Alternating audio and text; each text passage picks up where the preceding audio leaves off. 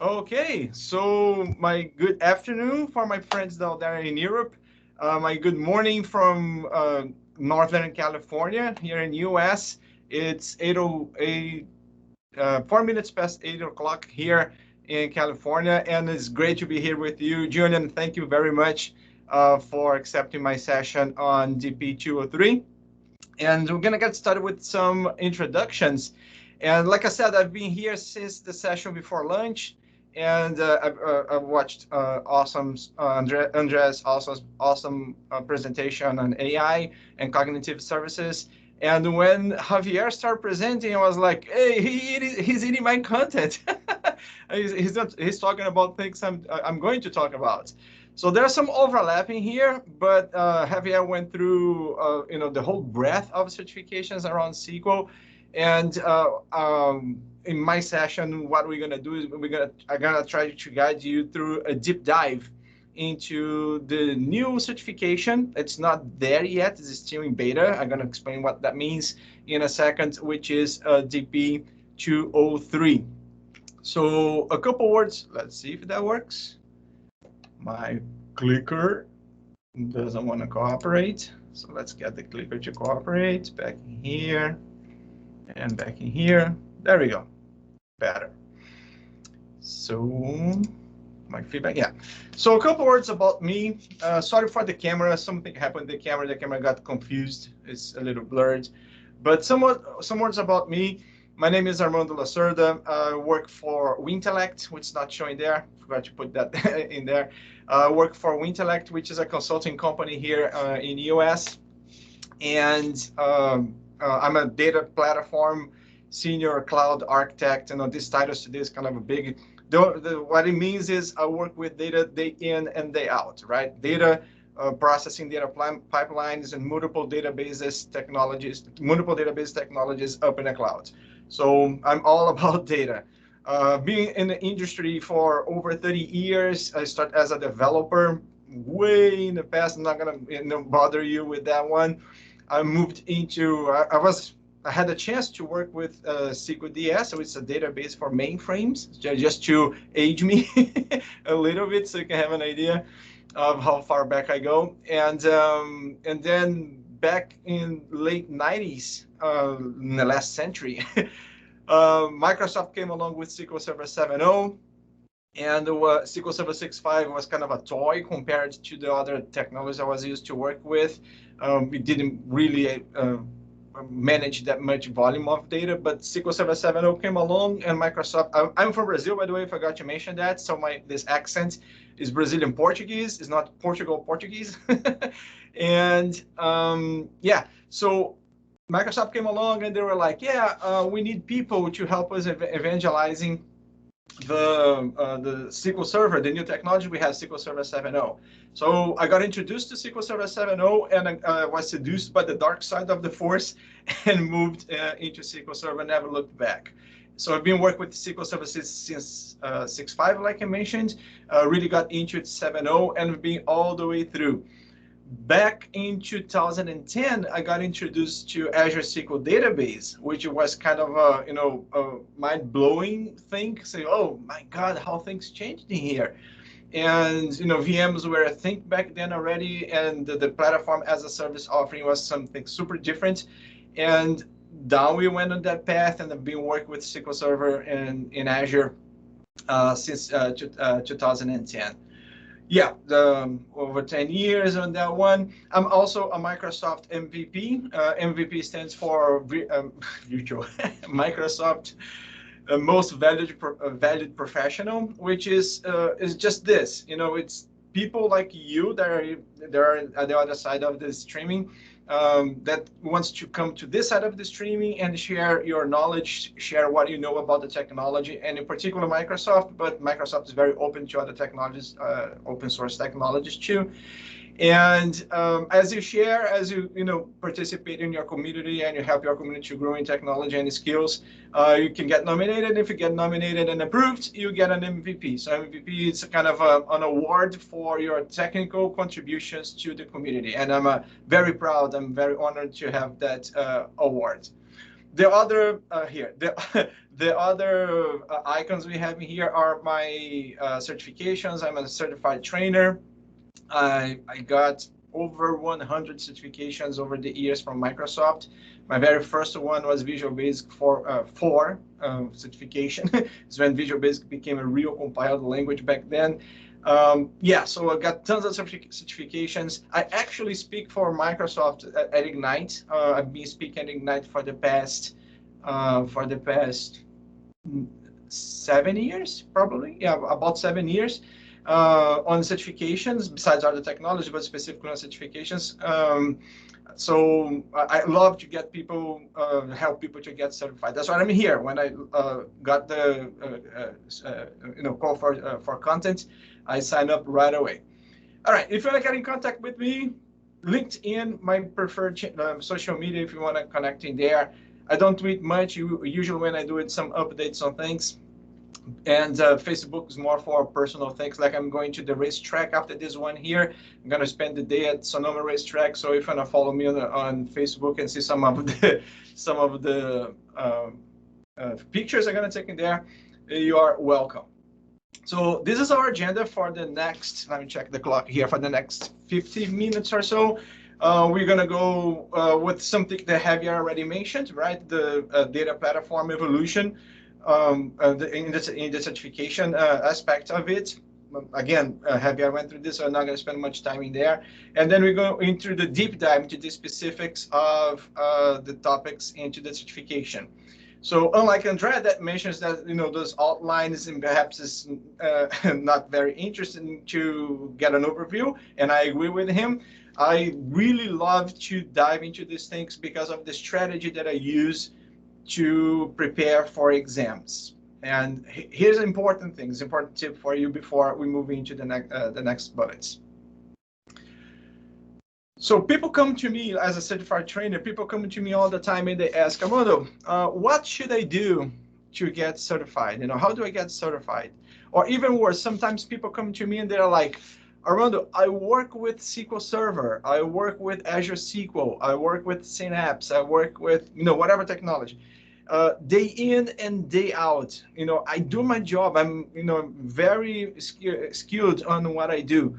But when I go to the exam, I failed. How, I can't understand why I failed an exam on a technology that I handle successfully every single day.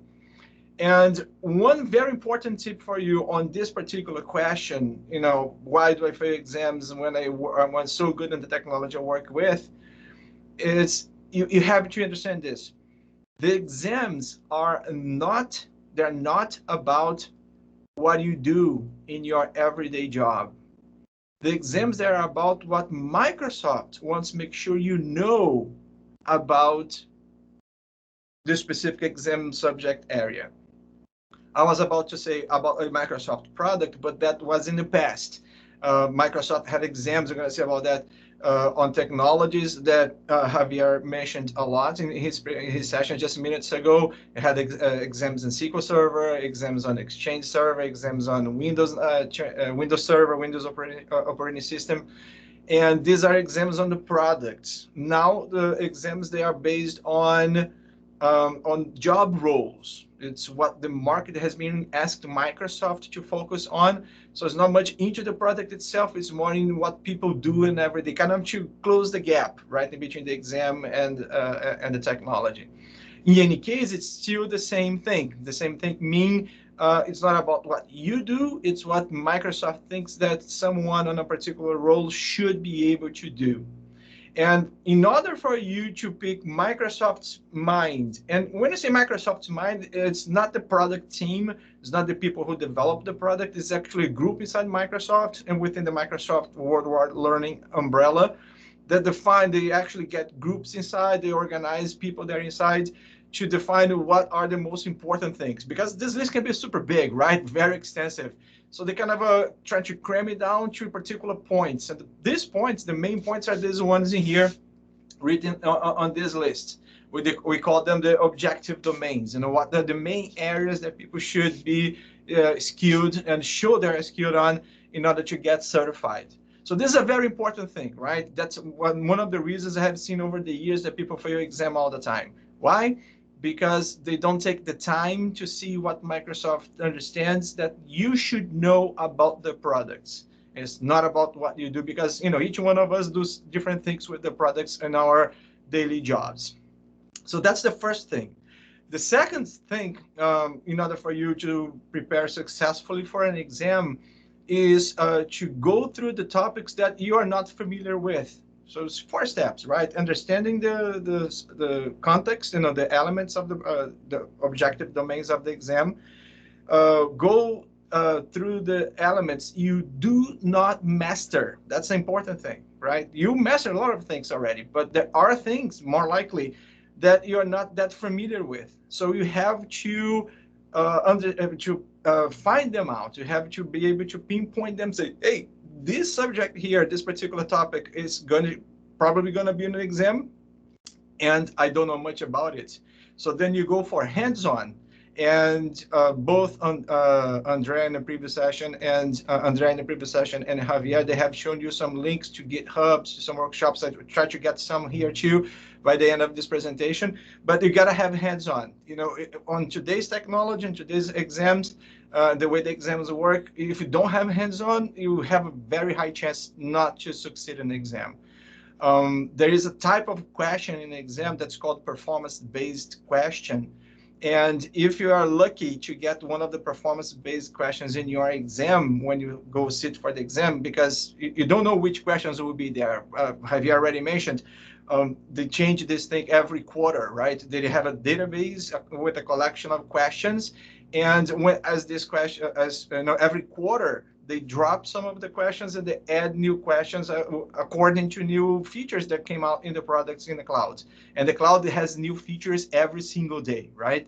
I heard a long time ago that in a slow day, there are at least 5 new things pushed out in the cloud through the CI/CD processes, of course. So there are 5 new features going on in the cloud somewhere in some service. So there's always some new stuff to do. It's never boring. That's the good thing about the cloud, right? It's never, never boring. So in any case, you have to take the time to go and figure out the points and have your hands on. If you don't have your hands on and you get one of those questions that are performance-based, and performance-based question means that a virtual machine is going to be created and a temporary Azure subscription will be created during your exam on the fly. You're not going to lose any time to wait for that, hopefully, if nothing breaks. And they will ask you to do things on the virtual machine. So like, you have to get this database like this, or correct this thing on whatever. So you have to do some hands-on. And it's not guaranteed that your exam, when you go for the exam, is going to have a performance-based question, but there is a chance. So you got to be ready, right? I have taken many of those over the years. Some of the exams had it. Most of them didn't, but some had it. So you never know when you're going to have, when you're not going to have, all right? So these are my initial tips for you. You have to do this. You have to go into the exam, and this is a deep dive in DP-203. So we're going to go into these topics. So this is kind of a repeat of, let me get out of the way here. This is kind of a repeat of what Javier mentioned. Told you when I was watching his session, I said, oh man, he already mentioned those things. But again, just to make sure, you know what, I'm going to do something different here. I am going to make myself smaller. How about that? That works better. So like you can see here in the slide, we do have this traditional approach, and some of these exams here are being retired. Some are already retired. I think you cannot book a lot of them, but they're still showing on Microsoft website as exams you could schedule. So we have to check a particular one if we want to go to, like, these are specific to SQL Server, right? So if we want to go to SQL, there is a new exam that it's not really compared to.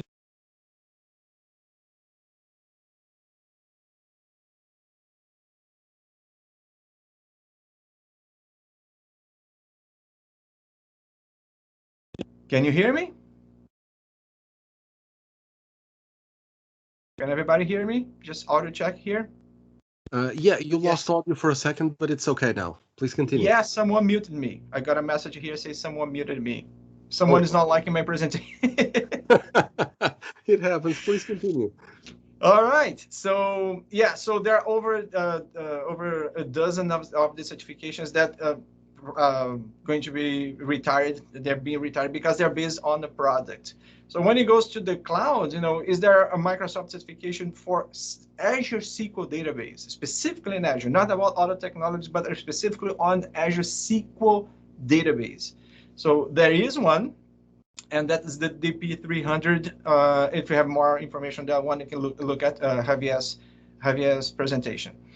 DP-900 is also about SQL, but it touches a little on Cosmos and some other ones. So it's more, although it's not 900 sounds like a higher number, more difficult, right? It actually is the basic one, the very low-level basic one. And we had the first approach for what this exam focused on. Now, here's a big important thing for you to understand. If you are a SQL Server professional and you're trying to get certified in Azure, right, for data platform, this exam here is not about SQL. DP-203 is not about SQL. It does include SQL Server, but it has other products too. It has Azure Data Factory, it has Stream Analytics, it has Azure Synapse, it has data lakes. So this is about data pipeline transformations at scale in a cloud. Is not about SQL. So just about SQL. So if you want something that zeroes in SQL, you want to show your skills in Azure SQL Database, DP300, this guy here, is your exam, right? This guy here is your exam. This one here, the one we are focused on, is the sequence, right? Is the next evolution of the two ones they had before.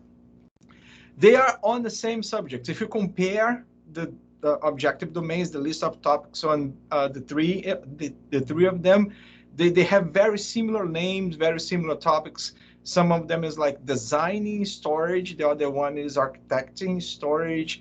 The other one is implementing storage. So they changed their word gaming there about what they're supposed to be doing. The whole idea is the previous approach, right? This first wave in here was all about designing the solution, not really implementing the solution. So those two exams are way more. They have way more concepts. Concept-oriented questions than DP-203. DP-203 has way more hands-on, right? It is more into the projects and how to do things into the projects. It does have something about concepts too. For instance, DP-200 and 201, they go into Lambda architecture and Kappa architecture. It's not included on DP-203 on the objective domains. But, and here's the thing. Okay, someone has a microphone open with me. I got some background noise there. If you have any questions as I move along here, I will open for questions in between objective domains and at the very end, right? I wanted this to be very interactive. I'm going to give more on that one as I move on. So again, 203, DP-203 is a beta exam. And being a beta exam means when you go for the exam, if you decide to sign up for this beta exam, if it's still open, not really sure. If you decide to sign up and pay for the exam, you're not going to have a result right away. Because beta exams, Microsoft ask people to take these exams. They open up for people to take these exams. And when they go, Microsoft collects those answers, and they weight the answers according to the questions and what they think it's the right one. So they're kind of fail-proofing the actual exam. And this goes back into Microsoft, into the specialists and people who are specialists in the product, not just from Microsoft internal teams, but also external people. And they go over these questions to make sure the exam really achieves its goal, right? So it may take up to 2 months for you to get a result. And if you fail, you're going to do it again. So it's usually someone that really wants to contribute with Microsoft into the process. I have taken the beta one. I'm not going to talk about anything in the exam itself because it's NDA. You cannot talk what you see in the exam. And side note in here, in one of the previous sessions in this event, someone posted a link there about a site with exam dumps, or also known as brain dumps, please do not use them, right? There is only one company, as far as I know, that's certified to help you with exam simulations to get you prepared, and that's Measure Up. Anything else other than that is not vouched by Microsoft. And if you got caught using those, if Microsoft does an audit and get you, somehow framed on using those things, you're going to lose your certification and banned from the program. You're not going to be able to certify Microsoft products again for your life. Don't worry, that's the rules, right? So please don't use exam dumps. All right, keep going here. Move. There we go. So let's go into the first one. And this list here, I mean, when you look at a slide like this, I'm ashamed. I'm going to tell you, I'm ashamed to show you something like this. This is super busy. It definitely, it's not something we're going to go extensively, systematically one by one. But this is to give you that particular point I just mentioned. You must go into the website, into the Microsoft website. And let me get here the website to show you that. So which one is this one? This is 200. This is 203. So let me get 203 here on the screen that I'm sharing so you guys can see. And it went to the wrong window. Yeah, let's get it on this screen. There we are. So when you are here on the exam 203, you see the 4 main topics down here, right? But for the extensive list of topics, you have to click on this link here, download the exam skills. So then you get to this other link in here, which I have, by the way, listed on the slide deck. And then here you get all those topics you saw in my slide. So that slide is a copy and paste of this link here, because I just want to use it as a reference for the session. So there is no benefit in getting this slide deck for this one here. I think the only thing you're going to benefit from the slide deck is the very last slide, or the one before the last, where I have a list of links that I'm going to use during the presentation, right? So here's the thing. When you look to this list, what is new or unknown to you, right? That is the main question you have to ask. What is new or unknown to you? So, and I'm going to do this. I'm going to pick 2 or 3 topics in here, and I'm going to be watching Teams chat window. If you would like me to tackle one of these topics before I move to the next slide, just type it there. I will take 1 or 2 from you guys before I move to the next subject. All right. So I'll be looking at the chat window here. So for instance, one thing that I have noticed that's not so popular, you may know this, but it's not so popular among DBAs, among SQL people moving to the cloud. And by the way, remember, I'm a SQL guy, is this idea of partitioning. So when you do partitioning, Armando, I know partition. I know how to create partition SQL Server, get my data files, my file groups, defining partition schemas for my tables, and distribute those things into the files and file groups in SQL Server on-premise. Notice that, on-premise. But when we are talking about this one here, we're not just talking about partitioning in SQL Server. This exam is not about SQL Server only. This exam is about all other storage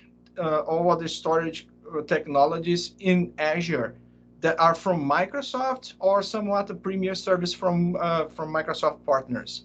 So in this case here, notice that the title of this one is implementing storage, not in SQL, but anywhere, right? Any one of these services is talking about storage.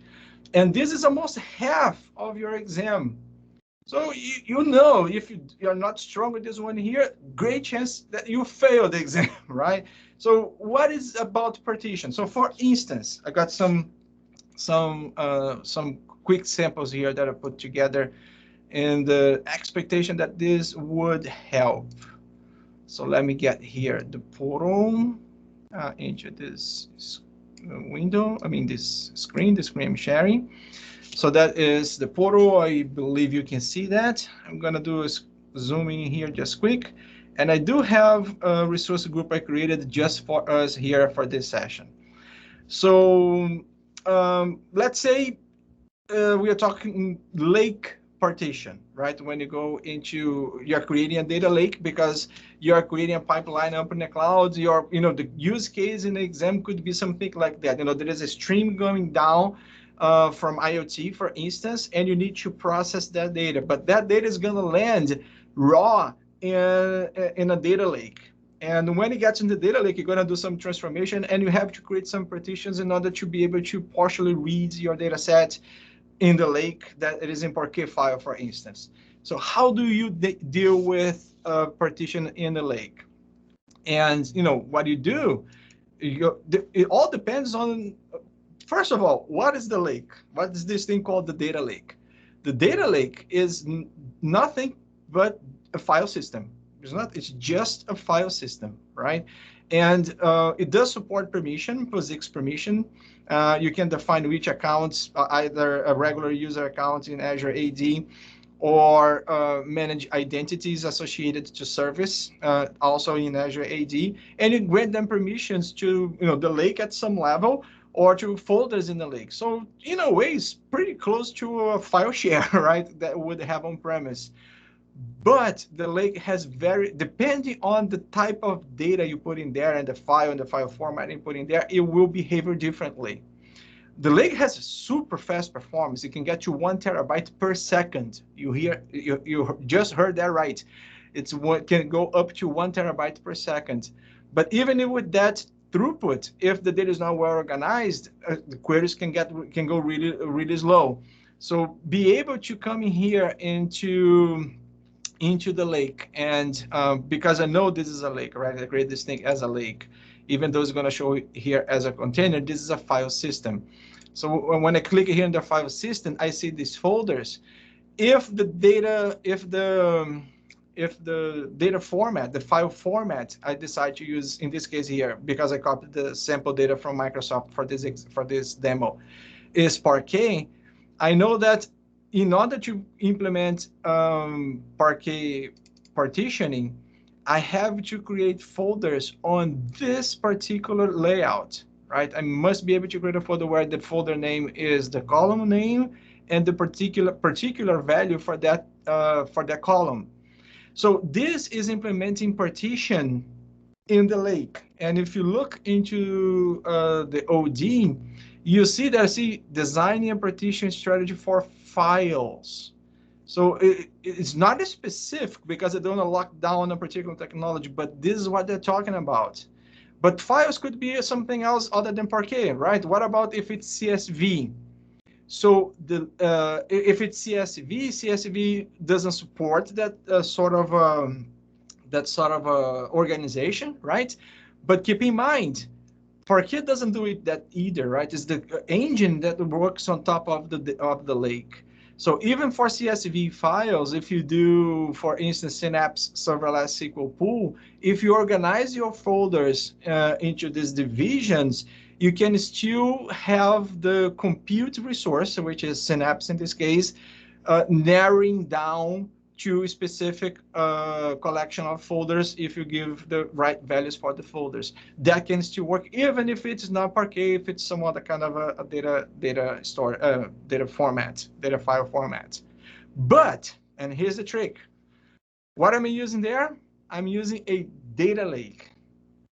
But if I'm not using data lake, if I'm going to use a regular blob storage, as it is today, it may change in the future, but as it is today, in blob storage, there is no folder. So if I do this in a blob storage that looks like a folder, it's not a file system, it's a container, it looks like a folder, there will be no partitioning, because in blob storage, what you have is just a flat list of files. So we cannot implement partitioning if your storage place in the cloud is blob storage instead of data lake.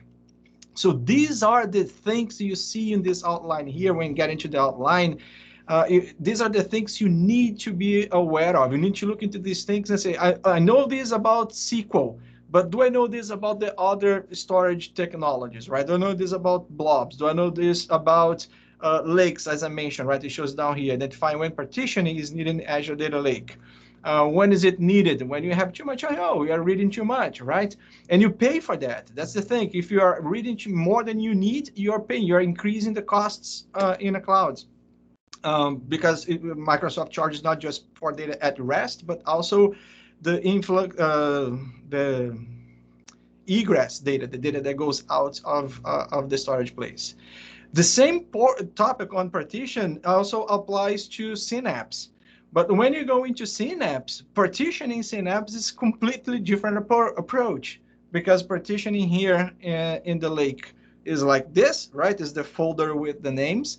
But partitioning in Synapse is actually a hash key, a column you decide to use as a hash key for your table to distribute the data in your table in the storage distributions. And then you go into very specific elements of Synapse, like Synapse as it is today. Synapse has three main data engines. You have Spark 2.4. I think they have 3.0 already. So you have Spark. You have the Spark engine. You have the serverless SQL pool, which I'll talk more about later, and you have the dedicated SQL pool. So when you talk about the dedicated SQL pool, and the serverless SQL pool is not so popular, so I don't expect it much to show up in exams, but it could. The most common one is the main one, which used to be the Azure SQL Data Warehouse, is the dedicated SQL pool. So when you get into the dedicated SQL pool, you have strategies for the tables. When you create tables, tables can be round-robin data distribution, it can be hash data distribution, which hash data distribution, and it can also be replicated. So when you get to the hash data distribution, inside the data storage, there are always 60 distribution places where the data can be stored. So depending on the hash of a row, it will land in one of the 60 data storages. So the hash key you choose for your table will define partitioning in those 60 units. The data, no matter what, you cannot change that. When you store data into Azure SQL Synapse dedicated SQL pool, sorry, when you store data in Synapse dedicated SQL pool, your data will be partitioned no matter what. You can have control of that by using the right hash key. But even with the hash key, you can also define partitions or subpartitions within that hash key. So there are two levels of partitions you can do in Synapse. And I don't want to overload you with a lot of details on a particular technology. What I'm trying to convey here is you must come to this listing here and understand what are your blind spots, right? What are the topics in here you're not really familiar with. So I just point out the one. Let me take a look here. Also keep an eye on the clock. So I'm gonna take a look here on the chat window to see if anybody asks any particular topic. No, it seems everybody's super tired. Nobody wants to talk to me over the chat. So I don't see anybody asking any clarification on any other topics, which I would love to do. I want to get this, like I said, in an interactive way.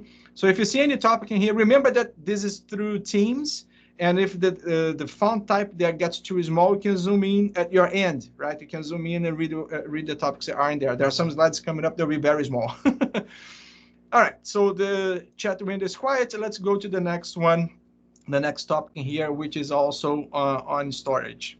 So these are three topics. The other three topics is still on storage, right? You see over here, I highlighted as a continuation. So you see, you have some conceptual elements in here, right? They're right here. Implement logical data structures. So slowly changing dimension. Now, this is a BI topic. If you are a SQL DBA on transactional systems or LTP systems, this is not something you're familiar with. And this is very conceptual. It doesn't matter in what data engine you're working on. If you're creating a BI, not a lake, not a NoSQL, but if you create a BI data storage, you will have to design these things. So, are you familiar with all the slowly changing dimension types, right? There are 7 of them. No, type 2 is the most common one, 7 or 8 is the most common one. There are some other variants of them. Wikipedia has a good a good article on that one, believe it or not. You know, Wikipedia is Wikipedia. We know about Wikipedia, but it's a good article on that one in there if you want to take a look. So yeah, are you familiar with Parquet files? You know, you got it here, implementing the serving layer. So what is the serving layer? So the serving layer, when I go back here to my Azure portal, um, let me go back to the resource group. When I go back here to my Azure portal, in the data pipeline, we have data ingestion, data transformation, and the serving layer, whatever is going to get the data to the end user. So in this list of service here, I have something for data ingestion. Here, I have this one is for data ingestion, stream analytics. I could have Databricks in here, did not spin up Databricks for a reason, which I'm gonna share in a moment. Thank you, Andrea, for posting the link of this little change animation in the chat. Appreciate it. And so this is for ingestion, right? The lake is where the data is going to land, so somewhat associated to ingestion too, but it's in all steps in there in all 8 layers. Synapse is more into data transformation and data probing and pruning, right? You can do that. So Synapse and Databricks, they kind of compete on each other on that layer. You can use them together, but they kind of compete in terms of feature. What I don't have in here is the serving layer.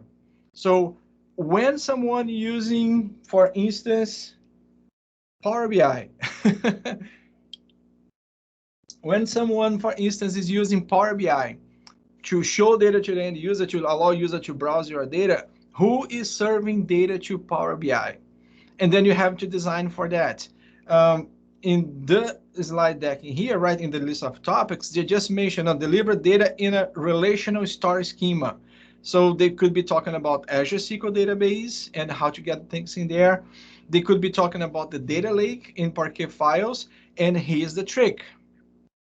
If you're talking about data lake in Parquet files, data lake is not compute, meaning data lake cannot crunch the data, filter the data, cannot do a select in a data lake. You have to have a compute to collect the data from the lake and serve someone else. In Azure, in the data platform in Azure, you have options for that. One of them from a competitor, like I said, Databricks, you can use Databricks for that. But Databricks is based on a cluster that it must be kept hot, or it's going to take forever, like 2-3 minutes to warm up and then serve the data. So it may or may not be a good fit depending on the case that you are looking at and the options you have. And that's another thing about the questions in the exam. Sometimes you think about a solution, but it's not in the list of your available options. So you have to choose from the options they give to you, which may not be your first choice, but depending on the list of choices that was given to you, in one of them will be the right answer, right? So you must be able to evaluate those things. So when you do Parquet files from the data lake, if you're serving straight from the data lake, which I have tons of projects that do like that, you need to have a compute on top of it. One sample, one possibility for that compute is in Synapse. Let's get here just quick. Is in Synapse. So Synapse is a service in Azure, right? Here's the overview page for Synapse, and I can do some management from Synapse. But to actually have fun with Synapse, to work with Synapse, you have to jump into the workspace.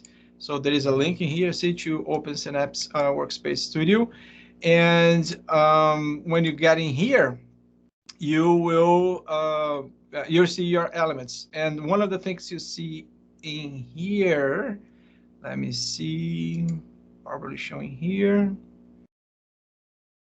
SQL requests. Where are my things? Monitoring, SQL pools, okay. All right, so I got only, I forgot to add one. So I have one SQL pool here only, which is the serverless. I had in my script here to add a dedicated SQL pool, and sorry, forgot to do that. I will let it doing that after this. But here's the point. The topic in the exam was about you want to serve from the lake. You don't want to replicate your data from the lake into a relational, but you want to serve a relational from the lake. And depending on the data type, in this case Parquet files, you can do that, but you need compute on top. What kind of a compute are you going to use? One of your options is this serverless SQL pools. These things, they were designed, made for collecting data from the lake. So if I go here into the databases, I'll see I don't have any database in there. But if I look into the linked elements, I will see the lake that is connected to Azure Synapse. And I will see here the file system that I showed you before. And I will show in the file system, I can see, the folders. You see, I'm browsing the data lake from Synapse workspace. So let's bring one of the files in here by chance, any file. Let's get this one here. I can right click this file here and say, you know what? I want to check what is in this file in the lake. I want to serve from this file in the lake. And Synapse creates the statement for me. And which is super cool, right? This is all day-to-day activity. For the exam, what I'm saying here is, let me go back there to the topic. For the exam here is, I want to deliver data from Parquet files. One of the options I have for that is to use serverless SQL pools because it's like the name implies, right? It's serverless.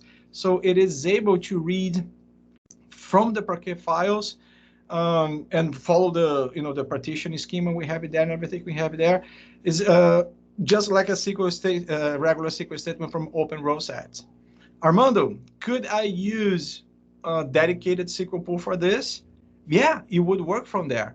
But the difference in those things, and that's the details you have to look into when you're preparing for an exam and to work in the real world, is when you do dedicated SQL pool, using or not, you're paying for the thing.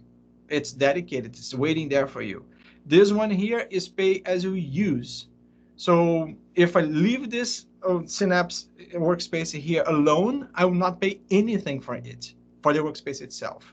This query just cost me some money. How much money? I don't know. But if I go in here into the monitoring, sees my query right here, that query moved 27 megabytes. And Microsoft charges me 5 cents of a dollar for 1 terabyte of data when I move a query. So this costs me what, a cent of a cent of a cent of a dollar. That's that's the price for this one. So these are the things you have to be aware of when we are going through your exam preparation. So let's take a look here on this on the chat window. Andres really helped me out here. Andres, I'm very appreciative of you posting those links in there. Let's move on, getting close to the end. So this, we moved from storage. Now we are talking about data processing, right? Data crunching. So what are the elements on the data crunching? And here's the thing. If you're a SQL guy and you're going to the cloud, you have to expand your horizons. You will have to expand your horizons because T-SQL is great, but it works mainly in SQL Server. The serverless option just showed you, it has the name SQL, but under the hood is not really SQL, but it does support T-SQL. Azure Data Explorer, which is another big data option we have in there, supports a very small subset of SQL, but most all of the other options are there. They speak something else. And what you usually have in terms of competing on the same lane of data crunching is some variation of a Spark technology. So we have Databricks, what is the main tool nowadays to do data processing. So there is the DBA and there is the data engineer. What's the difference? Well, on the DBA, the technology they work with is both compute and storage. SQL Server got the MDF files, LDF files, and so on. Data engineer is only compute. The storage is someplace else, usually a file on a file system, but it's only compute. And it's mainly associated with Spark technologies. So in a way, data engineer on a SQL platform is the guy that specializes in SSIS in a very strict way, very loose. This is what I have in my mind. You can quote me on that one, but it's not really written anywhere else. It's not academic. But in terms of comparison, a data engineer is a SSIS guy that got specialized in some Spark technology like Databricks. So if Databricks is not a Microsoft product, is actually an open source product, why is Sparking showing, Spark, sorry, what is Apache Spark showing up in here besides, oh, sorry, I skipped a couple slides here, besides Transact SQL and other technologies? For one main reason, it's open source and Microsoft has adopted inside its own products. Not in Databricks, that's not a Microsoft product, but on Microsoft products themselves. Like if I go here back to the actual portal, I see here the SQL pools. And again, I have the serverless SQL pool, and I do have Spark pools. So in this exam, you will more likely see questions related to Apache Spark, and also questions related to the languages that are used in this technology. Python, Scala, right? Some other ones. There will be questions on those things. So that could be your blind spot, right? It's something you have to be prepared for. Data Factory, for instance, which is mentioned in here, and I also have here in the resource group to show you. Here's my Data Factory. It was here. Here you go, Data Factory. And like Synapse, there is a link here to jump into the Data Factory workspace. They call it the authoring tool for Data Factory. Let's just wait for the thing to come up. And yeah, so here in Data Factory, what you have is the creation of these pipelines. And it's possible to create these pipelines from samples. There are a collection of samples in here you can start from these pipelines. But the whole idea about the pipelines is to have a graphic user interface as you create your data transformation. So you start up adding a pipeline, and kind of in a very weak way, referring to SSIS. So you have tasks you can drag and drop into here, and you can connect these tasks one after the other. What do you do if it succeeds, if it fails? The funny thing about this is what they call no code or low code data transformation. Under the hood, it's Databricks. It's just creating scripts for you that is going to be processed with Databricks. So SSIS used to do that with graphic user interface, XML, running .NET code. This is whatever JSON behind the scenes with creating code for Databricks to run under the hood, right? So there's a lot of parallels, but you have to understand this parallel so you can make your right options or right decisions into the exam. All right, I'm almost out of time here, and my cell phone just rings. I just silence it. All right, let's move on. Yeah, so again, these are topics in there that you should look at. Still on the data processing continuation, there is the batch processing solution. So when you talk about batching, you're really focusing, for the most part, on Spark and Spark technologies, surrounding Spark technologies. One important one, if you're not familiar with, is take a look at the notebooks. And to get started with the notebooks, you can just jump into Synapse, and you can create notebooks straight from the Synapse workspace. See, you got one right here. And these notebooks, they're based on these cells, the idea of cells, and you can run and cache the results of these cells, so you don't have to run them all the time to see what was the previous results. You can refresh on the previous on the current one, and you can choose the language for each one of these cells, regardless of the data source and the data destination, as long as it's well set up.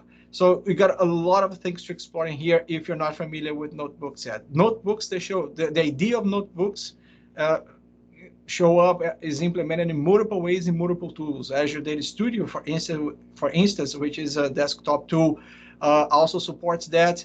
So there are multiple things. If you're not familiar with this, you may fail your exam because you may have questions about notebooks and how to implement batches in the notebooks and in Spark or Databricks to get things going there.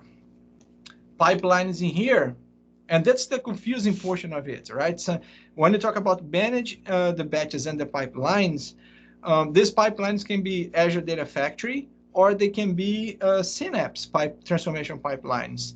And this is a case, a very interesting case, when Microsoft competes with itself. So if I go here into pipelines, you see this is inside Synapse. I'm not in Azure Data Factory, I'm in Synapse. And I can create a pipeline in Synapse. You just saw me creating a pipeline in Azure Data Factory. Remember, just create a pipeline here. The editors, they're very close. You see realization here happening in real time, right? They reuse the same interface for both platforms. But this is data transformation by itself. And this is data transformation integrated with the Spark pool, not Databricks, but Spark pool, the serverless SQL pool, and the dedicated SQL pool, all in one into the same lake. Could be the other lakes, but the lakes are already listed in here. The lakes you have linked to your workspace.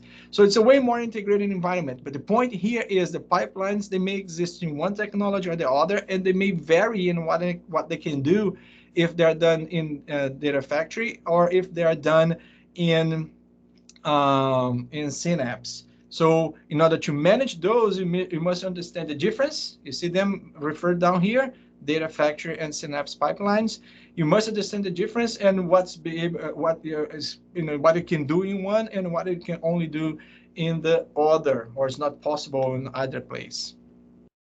And the final one here is about security. There are some topics about security there. Just keep in mind that the security landscape in Azure for the data platform is changing. The way it is today is about, if you want to manage security in the database, you grant permissions in the database. And if you want to manage security on who can connect and do things to the database, you do from the portal. This Microsoft is on the works to change those things, right? So as it is today, the RBAC exists on the portal, right? And in the portal only. In the database is permissions about the tables and the operations inside the tables. So whatever exists in the database doesn't overlap with the portal. They're different security tiers. Keep your eye on the roadmap, look at the website. This will change. So we do have ACL here, you see, for the for storage, and we can kind of call it ACL to SQL Server, because there's a list of grants in SQL Server, but they usually refer to that for the storage. And some other topics I'm monitoring here. We're running out of time, so I think I'm gonna skip that last slide there. So here's a list of links. 4 links I got there for you to understand some of the elements in there. It did not show up. I was expecting someone to ask about that. But there is this thing about data masking and database sharding that is on the list that you just showed. I'm sure you noticed it, right? There was not busy slides, but the list of those bullets over there. There are these 2 topics that I have found not popular among people who work with SQL Server. Data masking is in SQL Server for over 5 years, I'd say. I think, yeah, for about 5 years. Still, people don't leverage them much. And Microsoft is really pushing hard for data masking because it's a way to keep some data privacy. It's not super secure, easy to be broken, but it's a feature that's inherent in the product and can be implemented without application change, or if really requires it will be very few, not just that large of a change.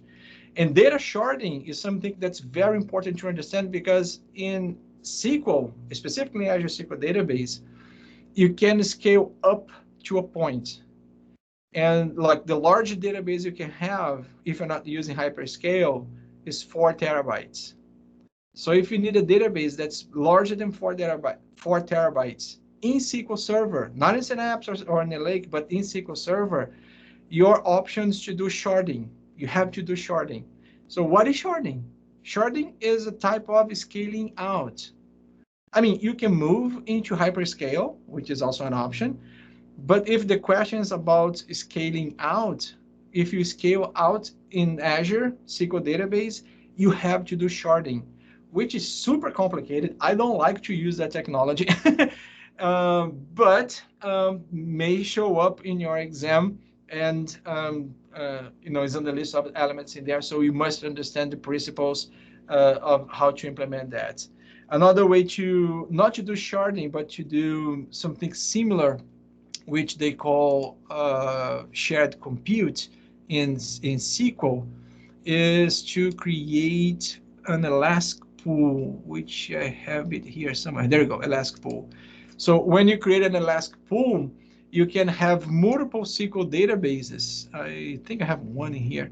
You can have multiple SQL databases, super quiet because just for this demo, multiple SQL databases associated to one compute capacity. So this looks like what you have on premise. You have one server, a lot of database in that server. If they get too busy, the whole server, fills it. But if one database peaks, the other ones are calm, it just works. Elastic database is your main comparison, your main one-to-one, equivalent from on-premise to the cloud. Because outside that, you are not doing compute sharing. Each database has its own capacity, its own performance tier, dedicated to itself. So changes, from on-premise, because you usually don't see that on-premise unless if you do resource governor. All right, so that's all. Open mic if anybody has any questions. Otherwise, Julian, thank you very much for having me here in this Certification Saturday event. I love this kind of events. I hope this has been beneficial to everybody.